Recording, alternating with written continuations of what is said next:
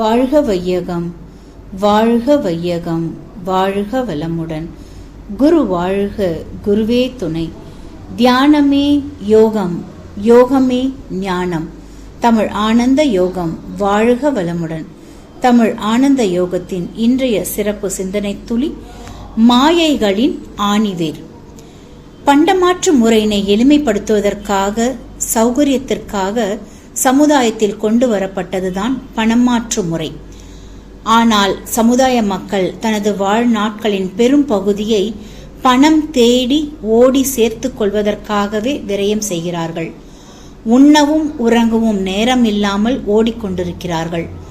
தேவைகளை பூர்த்தி செய்வதற்காக பணத்தின் தேவை அவசியம் என்பது சரிதான் என்றாலும், அதனை தேவைக்கு மேல் வரம்பில்லாமல் சேர்த்து கொண்டிருக்கும் போது அது தேவையற்றது என்பதை உணரும் வரை இந்த சமுதாயம் அதன் பின் தான் ஓடிக்கொண்டிருக்கும். அதிகப்படியான பணம் மனிதனுள் ஒரு மயக்கத்தை ஏற்படுத்துகிறது. இந்த மயக்கம்தான் உலக பொருள் சார்ந்த மயக்கத்தின் மூலமாகவும் இருக்கிறது. எனவே பணத்தினை மாயைகளின் ஆணிவேர் என்று அழைக்கலாம். இந்த மயக்கம் அறநெறி வாழ்க்கையினையும் ஆன்மீக வாழ்க்கையினையும் மறந்துவிட செய்கிறது. மனித இயல்பிலிருந்து தடம் மாறி செல்ல செய்துவிடுகிறது. பணத்தினால் நிலையற்ற புகழையும் அதிகாரத்தையும் மனிதன் பெறுவதனால் அதன் மேல் உள்ள மயக்கம் கூடிக்கொண்டே செல்கிறது. பணத்தின் வாயிலாக புகழையும் அதிகாரத்தையும் எளிதாக பெற முடிவதால் பணத்தின் மாயையில் மனிதன் கட்டுண்டு கிடப்பது ஆச்சரியப்படுவதற்கு இல்லை. அந்த புகழும் அதிகாரமும் நிரந்தரமானதும் நிலையானதும் இல்லை என்பதை உணர மறுக்கிறார்கள். செல்வந்தர்கள் பெரும் புகழும் அதிகாரமும் அவர்கள் உடலிலிருந்து உயிர் பிரிந்தவுடன் இந்த பெயரும் புகழும் மறைந்து விடுகிறது. ஆனால் அறவழியில் வாழ்ந்து மறைந்த ஞானியர்களின் பேரும் புகழும் எத்தனை ஆண்டுகளானாலும் நிலைத்து நிற்கிறது. பணம் படைத்தவர்கள் பெரும் புகழும் அதிகாரமும் தற்காலிகம் மட்டுமே என்பதை உணரும் வரை பணத்தின் மேல் உள்ள மயக்கம் குறையாது. பணத்தின் மீது வைத்துள்ள பற்றுதலினால் மேலும் மேலும் பல தலைமுறைக்கும் சேர்த்து வைத்துக் கொள்ள வேண்டும் என்ற ஆர்வத்தினால் ஒழுக்க பழக்கத்திலிருந்து விலகுகிறார்கள். ஈகை தொண்டு சேவைகளை மறந்தார்கள். கடமை என்றால் என்ன என்பதையும் கூட மறந்து விடுகிறார்கள். பணம் ஒன்றே பிரதானம் என்பதின் அடிப்படையில் வாழ்ந்து கொண்டிருக்கும் பெற்றோர்களும் வருங்கால இளைஞர் சமுதாயத்திற்கு உழைக்காமல் பணம் ஈட்டும் வழிவகைகளை தான் போதிக்கிறார்கள். எது போன்ற தொழில்களில் பணம் எளிதாகவும் அதிகமாகவும் கிடைக்கும் என்பதற்கான கல்வியினையும் தொழிற்கல்விகளையும் கொடுக்கிறார்கள். அதை வைத்து எதை வேண்டுமானாலும், எவ்வளவு உழைப்பை பொருளை வேண்டுமானாலும் பெற்றுக்கொள்ளலாம் என்று போதிக்கப்படுகிறார்கள். பணம் என்ற மாயையிலிருந்து விலகிச் செல்லவும் அல்லது விடுதலை பெறவும் வேதாத்திரிய பயிற்சிகள் பேருதவி செய்யும். எனவே பணம்தான் மாயைகளின் மறுவடிவமாக இருக்கிறது என்று சொன்னாலும் தவறில்லை. இறைஞான ஆசிரியர் நன்மணி ஐயா அவர்களுக்கு நன்றிகள். வாழ்க வளமுடன் ஐயா. வாழ்க வையகம், வாழ்க வையகம், வாழ்க வளமுடன். குரு வாழ்க, குருவே துணை. குருவின் மலரடி போற்றி. இன்றைய சிந்தனை துளிகள் வாசித்த ரிஷிபாபா அம்மா அவர்களுக்கு நன்றி. தியானமே யோகம், யோகமே ஞானம். தமிழ் ஆனந்த யோகம் வாழ்க வளமுடன். இன்றைய சிறப்பு சிந்தனை, மயக்கத்தின் ஆணி வேர் என்பது இன்றைய சிறப்பு சிந்தனை. பொதுவாக இதை ஏன் ஆணிவேர் என்ற ஒரு உதாரணத்தை கொண்டு நாம் இங்கு விளக்க இருக்கிறோம் என்று சொன்னால், அந்த ஆணிவேர் இருக்கும் பொழுதுதான் அதிலிருந்து கிளை வேர்கள் வருகிறது. அப்போ அந்த ஒவ்வொரு கிளை வேர்களுக்கும் மூலமாக இருக்கக்கூடியது ஆணிவேராக இருக்கிறது. இப்போ அந்த அடிப்படையிலே இந்த மயக்கம் என்ற ஒன்றுக்கு மூலம் எது என்று பார்ப்பது ஒன்று. இன்னொன்று, இப்பொழுது இருக்கக்கூடிய சமுதாயத்தில் மயக்கம் என்பது எதை அடிப்படையாக கொண்டு மூலமாக கொண்டு இருந்து கொண்டிருக்கிறது என்று பார்ப்பது ஒன்று. இப்பொழுது மயக்கத்தின் மூலம் என்ன என்று பார்ப்பது நாம் பல சிந்தனைகளில் இதுவரை பார்த்திருக்கிறோம்.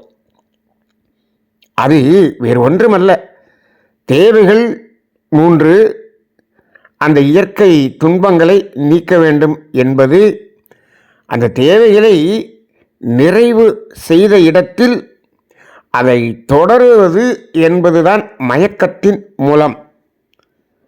அந்த தேவைகள் நிறைவு அடையும் போது அது இன்பம் என்ற உணர்வு நமக்கு கிடைக்கிறதே.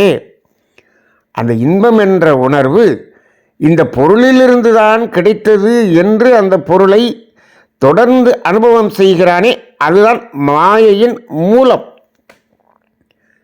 சரி, இப்போ இந்த இடத்துல மாயை மயக்கம் என்பது பொருள்களை துய்த்து அங்கு இன்பம் என்ற ஒன்றை அனுபவித்து அந்த இன்ப உணர்வு தொடர வேண்டும், இன்னும் நிலைக்க வேண்டும் என்ற ஒரு ஆவலில், ஒரு அறியாமையில் அதே பொருளை மீண்டும் துய்க்கக்கூடிய நிலை என்று சொல்லுகிறோம். சரி, இப்போ நாம் அந்த டாபிக்கு போகல.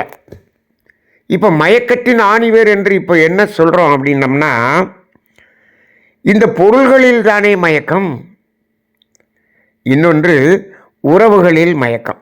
இந்த 2 தானே, பொருள்களில் உறவுகளில், இந்த 2ல் தான் மயக்கம் என்பது. மனிதன் இந்த இன்பத்தையும் சுகத்தையும் எங்கு தேடுகிறான் என்று ஆராய்ச்சி செய்து பாருங்கள். உலக பொருள்களில் தேடுகிறான், உறவுகளில் தேடுகிறான். இப்போ இந்த 2ம் இந்த இன்பம் சுகம் என்ற ஒன்றை கொடுக்கிறதா என்று கேட்டால் அது கொடுப்பதில்லை. அந்த இன்பமும் சுகமும் நமக்கு உணர்வுக்கு கிடைப்பதற்கு தடை எது இருக்கிறதோ அந்த தடையை நீக்குவதற்குத்தான் இந்த பொருளும் இந்த உறவுகளும். இது வேதாத்திரியத்தில் இருக்கக்கூடிய மிக மிக ஆழமான ஒரு முக்கியமான ஒரு தத்துவம். அப்போ இந்த இடத்தில் உறவுகளோ பொருள்களோ அந்த இன்பத்தை கொடுப்பதில்லை. இப்போ ஆனால் இவன் என்ன நினைக்கிறான், இது இந்த இன்ப உணர்வை, இந்த பொருளை நான் துய்த்ததன் மூலம்தானே கிடைத்தது என்று நினைக்கிறான். ஆமாம், அது துய்த்ததற்கான காரணம் இயற்கை துன்பம் என்பதை நீக்குவதற்காக என்ற தத்துவம் இந்த சமுதாயத்தில் வேதாத்திரியத்தை தவிர வேறு எங்கும் சொல்லப்படவில்லை. இன்னும் சொல்லப்பட வேண்டும் என்று சொன்னால், இப்பொழுது இருக்கக்கூடிய வேதாத்திரிய ஆசிரியர்களே இந்த இயற்கை துன்பம் என்ற ஒரு வார்த்தையை பயன்படுத்துவது இல்லை. அதற்காகத்தான் இந்த பொருள், அதற்காகத்தான் இந்த உறவு, அது நீங்கிய இடம் இன்பம். ஆனால் இந்த தத்துவம் பேசிக்கொண்டிருக்கிறோம். துன்பம் நீங்கிய இடம் இன்பம், இன்பம் பெருகிய இட துன்பம். இதெல்லாம் தத்துவமாக எழுதி போடுறோம், வாசிக்கிறோம், எல்லாமே செய்கிறோமே தவிர அதையும் தேவைகள் 3ஐயும் வாழ்க்கை தத்துவத்தோடு இணைத்து நாம் அங்கு வெளிப்படுத்துகிறோமா என்றால் அது இல்லை. இப்பொழுது வேதாத்திரிய தத்துவங்களை, ஒரு இடத்தில் இருக்கக்கூடிய தத்துவத்தை பல இடங்களில் இருந்து பொருத்தி அதை விளக்கும் பொழுதுதான் அது முழுமையடையும். சரி, அப்போ இந்த இடத்தில்தான் அது மயக்கம். இப்போ மயக்கம் என்பது எதில் இருக்கிறது? பொருளில் மயக்கம், உறவுகளில் மயக்கம், இதுதானே? சரி, இப்போ இன்னைக்கு இருக்கக்கூடிய மயக்கம் எப்படி இருக்கிறது? இப்போ என்னாச்சு? இப்போ பொருள் வேண்டும். பொருள் வேண்டும் என்றால் ஒரு காலத்தில் எப்படி இருந்தது? நீ ஒரு பொருளை உற்பத்தி செய்து அதை துய்த்து நீ அந்த துன்பத்தை போக்கிக்கொள், இதுதான் ஆரம்பத்தில் இருந்தது. நீ ஒரு பொருளை உற்பத்தி செய்தாய், இன்னொருத்தர் இன்னொரு பொருளை உற்பத்தி செய்தார், இந்த பொருள்களை மாற்றிக்கொண்டோம், பண்ட மாற்று முறை, அதை தூய்த்து நாம் துன்பம் போக்கி இன்பமாக வாழ்ந்து கொண்டிருந்தோம். இப்பொழுது சமுதாயம் நெருங்கி இயங்கக்கூடிய சமுதாயம், தொலைத்தொடர்புகள் கூடிய சமுதாயம் இப்படியெல்லாம் வந்துவிட்ட காரணத்தினாலே இந்த பொருள்களையும் உறவுகளையும் எதை அடிப்படையாக வைத்து பணம் என்ற ஒன்றை அடிப்படையாக கொண்டுதான் இந்த பொருள்களையும் உறவுகளையும் நிர்ணயம் செய்கிறான். அப்போ என்னாச்சு? இந்த பொருள்களை வாங்க வேண்டும் என்று சொன்னால் பணம் வேண்டும். அப்போ அந்த பணத்தை கொண்டு இந்த பொருளை வாங்கி கொள்ளலாம். இப்போ இந்த பணம் இருந்தால் இந்த பொருளை வாங்கி கொள்ளலாம். பணம் இருந்தால், வசதி இருந்தால் இந்த உறவுகள் கிடைத்து விடுகிறது. இப்போ இப்படி நினைக்கிறோமே, இந்த இடம்தான் மயக்கம். எப்படி இந்த இடம் மயக்கம் என்றுனா எப்படி என்று சொன்னால், இப்போ பொருள் இருந்தால் பொருளை பெறுவதற்கு பணம் வேண்டும், ரைட்.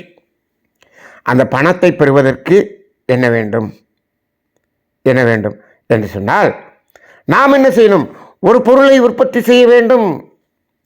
ஏதாவது இயற்கை வளத்தை வாழும் வளமாக மாற்றக்கூடிய ஏதாவது ஒரு பணி செய்ய வேண்டும். அப்போ ஒரு பொருளை பெறுகிறோம் என்று சொன்னால் அது யாரோ ஒருவருடைய உழைப்பு. இப்போ அதை பெறுவதற்கு நாம் பணம் கொடுக்கிறோம் என்று சொன்னால் நம்முடைய உழைப்பை கொண்டு அந்த பணத்தை ஈட்டி அந்த பணத்தை கொண்டு அந்த பொருளை பெற வேண்டும். இதுதான் கர்மயோகம், இதுதான் இயற்கை விதி. இது எல்லா மனிதர்களுக்கும் பொருந்தும். ஆனால் இப்போ இன்றைய இளைஞர் சமுதாயத்திடம் கேளுங்கள், பணம் இருந்தால் போதும் எல்லா பொருளையும் பெற்றுவிடலாம். அந்த பணம் உனக்கு எப்படி வந்தது? அது எப்படி வேணாலும் சம்பாதிக்கலாம், எப்படி வேணாலும் வரலாம். அது உழைத்து பெறலாம், உழைக்காமலும் பெறலாம். அப்போ இது சுலபமாக உழைத்து பெறலாம், சாமர்த்தியமாக பெறலாம், முன்னோர்களிடமிருந்து பெறலாம், பல வகைகளில் இதை பெறலாம் என்ற ஒரு நிலைக்கு வந்துவிட்டார். அப்போ இது உழைப்பினால் வந்த பொருள் ஆக இருக்க வேண்டும் என்று யாராவது நினைக்கிறானா? இல்லை. இப்பொழுது உழைப்பே இல்லாமல் எப்படி எந்த படிப்பு படித்தால், எந்த வேலை செய்தால் அதில் அதிகமாக பணம் வரும், அதை நோக்கித்தான் ஓடுகிறார்கள். ஏன் இப்பொழுது இவ்வளவு காம்படிஷன் வருது? அப்போ என்னென்னா, உழைப்பே இல்லாமல் நிறைய பணத்தை பெறுவதற்கு இவர்கள் அதுக்குத்தான் படிக்கிறாங்க. எதுக்கு அந்த பணம்? பொருளை பெறுவதற்கு. எதுக்கு அந்த பொருள்? அங்கே தான் என்னாச்சு, அது முழுக்க முழுக்க முழுக்க மாயை என்ற ஒரு நிலையில் வாழ்வதற்கு. அப்போ எதற்கு அந்த பொருள் என்று கேட்கும் பொழுது, இது இயற்கை துன்பத்தை போக்குவதற்கு என்று யாராவது ஒரு இளைஞர் இன்றைக்கு சமுதாயத்தில் சொல்கிறாரா என்று பாருங்கள். இல்லை, இல்லை. இந்த சமுதாயம் அவ்வளவு கெட்டு கிடக்கிறது. இந்த சமுதாயம், இளைஞர்கள் அவ்வளவு கெட்டு கிடக்கிறார்கள். இதற்கெல்லாம் காரணம் யார்? அவர்களை பெற்றவர்கள் தான் காரணம். சரி, இந்த சமுதாயத்தை வாழ வைக்கக்கூடிய இந்த சமுதாய அரசாங்கம் இருக்கிறது, அது ஏதாவது சொல்லித் தருகிறதா? அது பெரிய மாயையின் உச்சத்தில் இருக்கிறது, பெரிய மாயையின் உச்சத்தில் இருக்கிறது. சமுதாயத்துக்கு தொண்டு செய்ய வருகிறோம் என்று சொல்லுகிறார்கள்.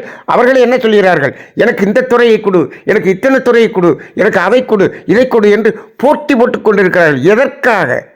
ஏன் இந்த துறையில் நான் சேவை செய்வதற்கு எனக்கு கல்வி அறிவு, என்னுடைய அறிவு இருக்கிறது என்று ஏதாவது இருக்கிறதா? அறிவே தேவையில்லை. அந்த துறையை கொடு, அதை பற்றி எனக்கு தெரியாது, இருந்தாலும் அந்த துறையை கொடு. ஏன்? அதில் பணம் நிறைய கொட்டுகிறது. பணத்தை சம்பாதிப்பது. அங்கு இவ்வளவு பெரிய பெரிய மாயையில் இருப்பவர்கள் தான் அங்கு இந்த மக்களை ஆள்பவர்களாகவே இருக்கும் பொழுது, அதே போல அதிகாரிகள் என்று சொல்லுகிறோம். அதிகாரிகளும் என்ன சொல்லுகிறார்கள்? எனக்கு இந்த போஸ்டிங்க்கு வரணும் அப்படின்னு சொன்னோம்னா, இந்த இடத்துல போஸ்டிங் போடணும்னா அதுக்கு இத்தனை கோடி நான் கொடுக்குறேன், கொடுத்து அந்த போஸ்டிங் வரேன். எதுக்கு? அத்தனை கோடி போல் 10 மடங்கு நான் அதில் சம்பாதிப்பது. எதற்காக? இந்த பணமெல்லாம் எதற்காக? இந்த பணத்தை வைத்து என்ன செய்ய போகிறீர்கள்? பொருளை வாங்க போகிறோம். மாயை எந்த அளவுக்கு உயர்ந்திருக்கிறது என்று பாருங்கள். அப்போ சமுதாயம் அப்படி இருக்கிறது, அரசாங்கம் அப்படி இருக்கிறது, அதிகாரிகள் அப்படி இருக்கிறார்கள், பெற்றோர்களும் அப்படி இருக்கிறார்கள். அப்போ இன்றைய இளைஞர்கள் எப்படி இருப்பார்கள்? இப்படித்தான் இருப்பார்கள், இப்படித்தான் இருப்பார்கள். அப்போ இந்த சமுதாயம் எதை நோக்கி செல்லுகிறது? எதை நோக்கி செல்கிறது? பணம் என்ற ஒன்றை ஈட்ட வேண்டும், எப்படி வேணாலும் ஈட்ட வேண்டும். இப்போ பொருள் உறவு என்பது அங்கு மறைந்து விட்டது. பணம் பணம் பணம் சம்பாதிப்பதற்காகத்தான் படிப்பு. இவருக்கு இந்த மாதிரியான ஒரு வேலையை செய்து அந்த மாதிரியான வேலையில் பொருள் ஈட்டுவதற்கான ஒரு ஆர்வம் ஆள் மனதில் இருக்கும். ஆனால் அந்த பெற்றோர்கள் என்ன சொல்கிறாங்க, நீ அந்த வேலைக்கு போனீனா தான் நீ லட்ச லட்சமாக சம்பாதிக்க முடியும், நீ அதுக்கு போ. அப்போ பணம் எங்கு கிடைக்கிறதோ அங்குதான் வேலை, அந்த வேலை தான் வேலை, அதுதான் எனக்கு வேண்டும். யாரும் விவசாயத்துக்கு வருவதற்கு தயாராக இல்லை, எல்லோரும் பணம். அப்போ இப்போ இந்த பணம் எதற்காக என்று கேட்டால் தெரியாது. அதுவே ஒரு மாயை. பணத்துக்காகத்தான், பணம்தான் வாழ்க்கை என்று சொல்லக்கூடிய ஒரு நிலை இருக்கிறது. இதுதான் மாயையின் உச்ச நிலையான ஒன்றாக இருக்கிறது. சரி, இவ்வளவு கோடி கோடியாக சம்பாதிக்கிறோம் என்று சொல்லுகிறோமே, ரைட்டு, அதை வைத்து இந்த பொருள்களை எல்லாம் வாங்கி தூய்த்து கொண்டிருங்களேன். எவ்வளவை தூய்க்க முடியும்? இந்த பொருள்களை என்ன செய்ய முடியும்? பசி, தாகம், தட்பவெப்பத்திலிருந்து பாதுகாப்பு, இதை தவிர வேறு என்ன செய்ய முடியும்? தூக்கவே முடியாது, தூக்கவே முடியாது. நீ காலத்துக்கும் தூய்த்து கொண்டிருந்தாலும் அதற்கும் மேல் கோடி கோடியாக பணத்தை வைத்துக் கொண்டிருக்கிறாயே, இன்னும் தேடிக்கொண்டிருக்கிறாயே. அப்போ அந்த தேடுதல் என்பது என்ன? மாயையின் ஆணிவேர் அங்குதான் இருக்கிறது. நீ பொருளை வாங்குவதும் இல்லை, பொருளை வாங்குவதற்குத்தான் இந்த பணம் என்று நாம் இதுவரை பேசிவிட்டோம். இப்போ இந்த பணத்தை வைத்து பொருளையும் வாங்குவதில்லை, அதை அனுபவிப்பதற்கு அங்கு ஒன்றும் இல்லை. இத்தனையும் வைத்துக் கொண்டிருப்பவர்கள் அனைத்து நோயையும் வைத்துக்கொண்டு அவர்களால் எதையும் சாப்பிட முடியாது, எங்கேயும் அனுபவிக்க முடியாது. இருந்தாலும் என்ன செய்கிறார்கள்? பணம் என்ற ஒன்றை சம்பாதிக்கிறது நிறுத்துறதே இல்லை, நிறுத்துறதே இல்லை. அப்போ என்னாச்சு? பணம் என்ற ஒரு மாயை, இதுதான் ஆணிவேராக இருக்கிறது. பணம் சம்பாதித்தல் என்பதுதான் ஆணிவேராக இருக்கிறது. அப்போ இவங்க என்ன செய்கிறாங்க? அவளை சம்பாதித்த பிறகு இது தூக்க முடியவில்லை. அப்போ என்ன பண்ணிடுறாங்க? அந்த பணத்தை வைத்துக்கொண்டு என்ன செய்கிறார்கள்? அதிகாரம், புகழ், இதை தேடுவதற்காக இந்த பொருளை செலவழிக்கிறார்கள். 10 கோடி கொடுத்து இவர் போஸ்டர் அடிக்க சொல்லிடுறாரு, நாட்டில் நான் தான் பெரிய ஆளுன்னு காமிச்சுக்கிறார். நீ 10 கோடி கொடுத்து கொண்டே இருந்தால்தான் அவன் போஸ்டர் அடித்துக்கொண்டே இருப்பான். அப்போ 10 கோடி சம்பாதித்து கொண்டே இரு. அப்போ இன்னொன்று, இந்த 10 கோடி கொடுத்து இப்போ போஸ்டர் அடித்து இவ்வளவு புகழை தேடுகிறாரே, சரி புகழ் கிடைத்து விட்டது, நிற்கிறாரா என்று கேட்டால் இல்லை. அந்த புகழை வைத்து 20 கோடி எப்படி சம்பாதிப்பது? அப்போ 20 கோடி சம்பாதிச்சு என்ன பண்ண போகிற? இன்னும் 15 கோடிக்கு ஒரு போஸ்டர் அடித்து அப்புறம் அதன் மூலமாக பெற்ற புகழை வைத்து இன்னும் 50 கோடி சம்பாதிக்க போகிறேன். இந்த புகழுக்காக அல்ல, அந்த புகழை வைத்து எப்படி பணம் சம்பாதிப்பது? அதிகாரம், அதிகாரம், இந்த பணத்தை வைத்து அதிகாரத்தை இவர் பெறுகிறார். சரி, அதிகாரம் கிடைத்து விட்டது, அதில் சாட்டிஸ்ஃபைடாக இருக்கியா? அந்த அதிகாரத்தை வைத்து எவ்வளவு பணம் சம்பாதிப்பது? இப்போ இந்த புகழும் அதிகாரமும் இந்த பணத்தை வைத்து புகழை பெற்று அதிகாரத்தை பெற்று இதை பெறுவதற்கு எவ்வளவு செலவு செய்தோமோ அதுபோல் 10 மடங்கு அதில் சம்பாதிப்பதற்காகத்தான் அதையும் தேடுகிறான். அப்போ என்னாச்சு? இன்னைக்கு எலெக்ஷனில் நின்று நான் ஒரு 50 கோடி செலவு பண்ணி இந்த எலெக்ஷனில் ஜெயிச்சிருக்கேன். எதுக்கு? சமுதாய தொண்டு ஆற்றுவதற்கு. இறைவன் அங்கிருந்து அவர் தொண்டாற்றுவதற்கு என்று அவர் சொன்னால் அவருக்கு நாக்குக்கு அவன் இறைவன் என்ன தண்டனை கொடுப்பார் என்றே தெரியாது. எங்கு தொண்டு செய்கிறோம்? 50 கோடி 500 கோடி அதை சம்பாதிப்பதற்காகத்தான் இவ்வளவு செலவு செய்து வந்தேன். அப்போ இன்றைக்கு அப்படித்தானே இருக்கிறது. சேவையாக எங்கு இருக்கிறது? அரசியலாக இல்லை, சேவையாக இல்லை. அப்போ எல்லாருமே பணம். அப்போ பணம், அந்த பணத்தை கொண்டு அதிகாரம், பணத்தை கொண்டு புகழ், அந்த புகழை கொண்டு மீண்டும் பணம் பணம் பணம். இப்போது மயக்கத்தின் ஆணிவேர் எது? சரி, அந்த பணத்தை 500 கோடி 1000 கோடி இப்படியே போய் என்ன செய்ய போகிறாய்? கடைசியில் சுடுகாட்டுக்கு செல்ல இருக்கிறாய். அத்தனையும் அப்படியே விட்டு சுடுகாட்டுக்கு செல்ல இருக்கிறாய். அதையெல்லாம் என்ன செய்கிறார்கள்? அவர்களது மகனும் பேரன் பேத்திகளும் அவர்கள் உழைப்பே இல்லாமல் இவர்கள் பொருளை, உறவுகளை அனுபவம் செய்கிறார்கள். அப்போ என்னாச்சாங்க? அங்கு இவர்கள் உழைப்பே இல்லை, அனுபவம் மட்டுமே. அப்ப இந்த பணத்தை கொண்டு நாம் அனுபவிக்கலாம் என்று வந்து விட்டார்கள். இது இயற்கைக்கு பொருந்துமா? நீ எந்த உழைப்பையும் கொடுக்கவில்லை, எந்த பொருளையும் நீ உற்பத்தி செய்யவில்லை, ஆனால் உன்னிடம் பணம் இருக்கிறது. ஆனால் உழைத்து பெற்ற அந்த பொருளை அனுபவம் மட்டும் செய்து கொண்டிருக்கிறாய். உன் வாழ்க்கை முழுவதும் இப்படியே வாழ்ந்து கொண்டிருக்கிறாய். அப்போ இயற்கை என்ன செய்யும்? உனது அடுத்த சந்ததியை ஒன்றுமே இல்லாத ஒரு பிச்சைக்காரனாக மாற்றிவிடும். இதுதான் இயற்கை நீதி. இப்போ இதை நாம் இந்த சமுதாயத்துக்கு சொல்லிக் கொடுத்தோமா? யார் சொல்லிக் கொடுப்பது? பெற்றோர்கள் தானே சொல்லிக் கொடுக்கணும். பெற்றோர்களை இப்பொழுது என்ன சொல்லிக் கொண்டிருக்கிறார்கள்? என் பிள்ளைக்கு வேண்டியதெல்லாம் நானே சேர்த்து வச்சிருக்கேன், என் பிள்ளை உட்கார்ந்துட்டு சாப்பிடணும்னு பெற்றோர்கள் இருக்கிறார்கள். அப்படி இருக்கக்கூடிய நாடு நமது நாடு. எங்கெல்லாம் இந்த தத்துவம், ஆன்மீகம் தத்துவம் ரொம்ப பெருமையாக பேசிக்கொண்டிருக்கிறோமோ, இது ஆன்மீகம் நிறைந்த நாடு, தத்துவங்கள் நிறைந்த நாடு, அந்த நாட்டில் தான் இப்படி இருக்கிறது. பெற்றோர்கள் பிள்ளைகளுக்கு சொத்து சேர்ப்பது, அந்த ஒரு தொண்டு என்ற அடிப்படையில் சமுதாயத்துக்கு வந்தவர்கள் அனைவரும் அவர்களும் பணம் சேர்ப்பது, சொத்து சேர்ப்பது, இப்படி இருக்கக்கூடியது எங்கே இருக்கிறது? இந்த தத்துவங்கள் தான் நிறைந்த நாட்டில்தான் இந்த கொடுமை அதிகமாக இருக்கிறது. அப்போ என்னாச்சு? இந்த தத்துவங்கள் எல்லாம் வெட்டியாக பேசப்பட்டு கொண்டிருக்கக்கூடியதாகத்தான் இருக்கிறது. அப்படி ஒரு நிலை. ஆக இப்பொழுது மயக்கம் எங்கே இருக்கிறது என்று பாருங்கள். பொருளில் மயக்கம் இருக்கிறதா? இல்லை. அந்த பொருள்ங்கிறது அப்புறம், அந்த பணம் என்பதில்தான் மயக்கம். பணம் தான் வாழ்க்கை, பணம் தான் வாழ்க்கை. இந்த கரன்சி அவ்வளவு மயக்கத்தில் போயிட்டான். அது இன்னும் அதிகரித்து கொண்டே இருக்கிறது. இன்னும் கொஞ்ச நாள் போச்சுன்னா இந்த பணத்துக்காக ஒருவரை கொலை செய்கிறான். இதுதானே, பணத்துக்காக கொலை செய்கிறான். நீங்கள் ஒரு சின்ன உதாரணம் பாருங்கள். அப்பா இருக்கிறார்.